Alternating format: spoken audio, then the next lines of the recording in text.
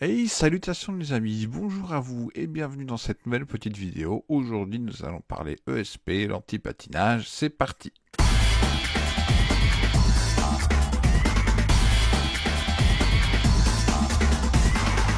Alors déjà pour commencer, la genèse du truc, donc je me suis un petit peu documenté. Donc ça n'a pas été construit par Mercedes et BMW, ça a été construit par Bosch. Et par contre c'est Mercedes et BMW qui ont été les premiers à en équiper leur voiture. Notamment par exemple pour une voiture que j'ai eue, une voiture des années 90, la BMW série 738, était équipée d'un ESP. Alors ensuite un ESP, qu'est-ce que c'est? C'est un anti-patinage et un correcteur de trajectoire et un système de freinage. Alors tout ça c'est un petit peu compliqué, mais on va voir que les choses sont assez simples.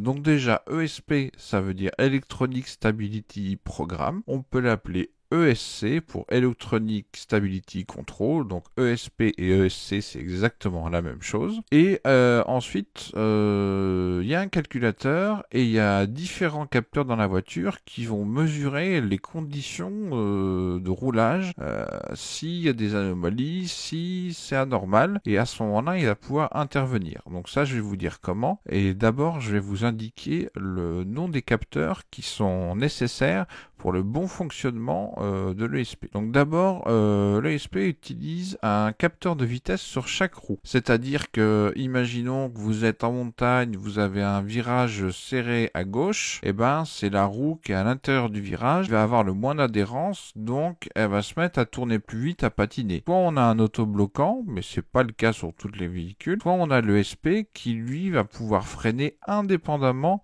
chaque roue du véhicule. Donc ça c'est vraiment très important. Ensuite, on a un capteur au niveau de l'angle de braquage sur le volant. Ça peut s'appeler capteur de position volant, capteur de position sur l'arbre.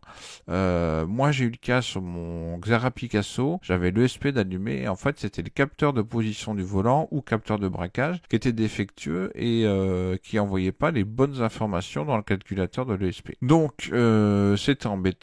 Ça passe pas au CT, puis ça peut être dangereux parce que l'ESP c'est pas mal comme système de stabilisation et de sécurité active. On va y revenir après. Donc ensuite, on a un capteur comme je dis sur les freins sur chaque roue, ça peut agir indépendamment sur chaque roue et c'est aussi doté d'un capteur dit de lacet sur l'axe vertical, et on a aussi un capteur sur l'axe horizontal, donc pour voir les déplacements du véhicule. Ensuite, il faut savoir qu'il y a deux types d'organes de sécurité dans les véhicules. Vous avez les organes de sécurité active et les organes de sécurité passive. Donc, un organe de sécurité active, on va commencer par celui-là, active, c'est par exemple l'ESC.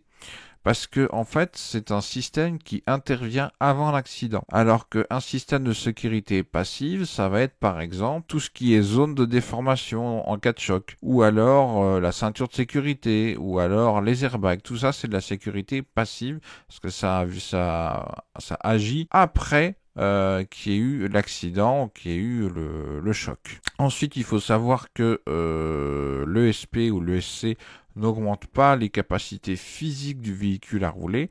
Donc c'est pas parce que vous avez un ESP que vous allez pouvoir rouler plus vite. Un autre chapitre également, l'ESP est pas forcément adapté à toutes les situations. Par exemple, dans la neige, vous avez des fois besoin de partir un peu fort, alors sans faire patiner à 5 minutes en minute, mais vous avez besoin que ça dérape un petit peu, légèrement en burn au début. Et dans ce cas-là, vous pouvez désactiver votre ESP et à ce moment-là, ça va le faire. J'ai oublié aussi de vous dire que l'ESP pouvait aussi agir sur l'accélérateur.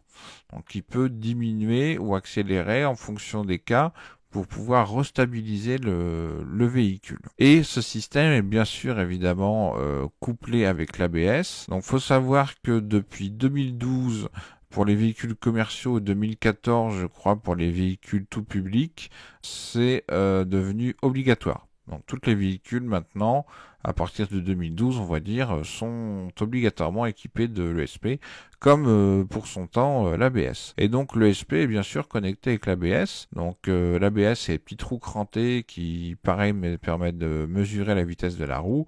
Et puis c'est l'ABS, c'est anti-blocage système. Donc voilà, ça porte bien son nom. J'espère que je vous ai tout dit. Si vous avez des questions, vous n'hésitez pas. Mais voilà, je voulais faire un petit point sur l'ESP ou l'ESC, c'est la même chose, pour vous expliquer un petit peu comment c'est, parce qu'on trouve un petit peu tout et n'importe quoi sur Internet et c'est un petit peu gênant. Voilà, moi j'ai fait mes recherches sur plus d'une vingtaine de sites Internet. J'ai essayé de trier le vrai du faux et avoir les informations les plus pertinentes possibles. Voilà les amis, si vous avez aimé la vidéo, comme d'hab, mettez un petit pouce, mettez un commentaire, je vous répondrai avec plaisir. Si vous avez des questions, pareil, n'hésitez pas. Je vous dis à la prochaine les loulous. Ciao!